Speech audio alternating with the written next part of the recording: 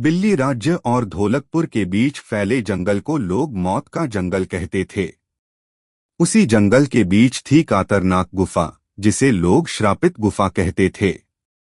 कहा जाता था कि जो भी उस गुफा में गया, उसकी चीखें आज भी पत्थरों में कैद हैं। एक रात बिल्ली राजा को सपने में एक भयानक दृश्य दिखा।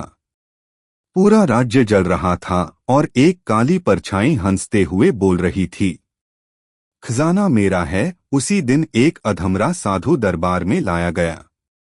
उसकी आंखें सफेद थीं और आवाज फटी हुई, महाराज, गुफा का खजाना जाग चुका है।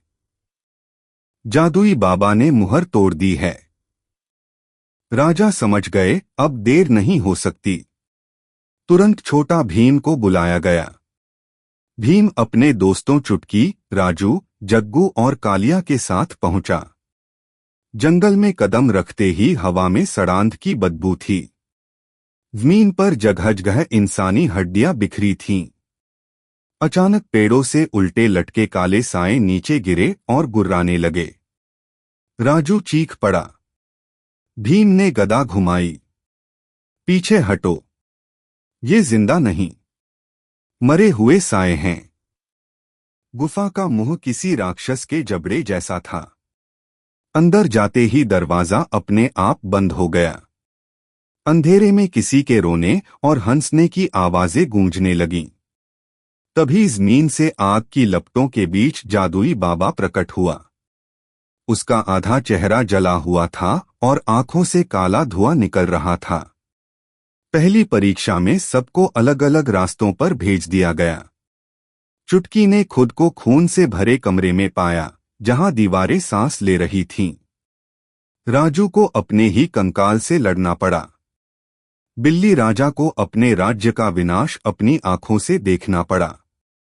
भीम अकेला खड़ा था, चारों ओर सिर्फ सन्नाटा। तभी अंधेरे से उसकी मां की आवाज आई, भीम, वापस आ जाओ। भीम कांप गया, ये सच नहीं है। जोरदार चीख के साथ भ्रम टूट गया। भीम ने जमीन पर गदा मारी और सब रास्ते टूटकर एक हो गए। जाग उठा एक विशाल कंकाल राक्षस, जिसकी छाती में आग जल रही थी। भयानक युद्ध शुरू हुआ। जग्गू घायल हो गया, कालिया बेहोश हो गया। भीम ने पूरी ताकत लगाई, आखिरी वार सीधे राक्षस के दिल पर किया। श्राप टूट चुका है। खजाने का कक्ष खुला, लेकिन सोना चांदी धूल बन गया। सिर्फ एक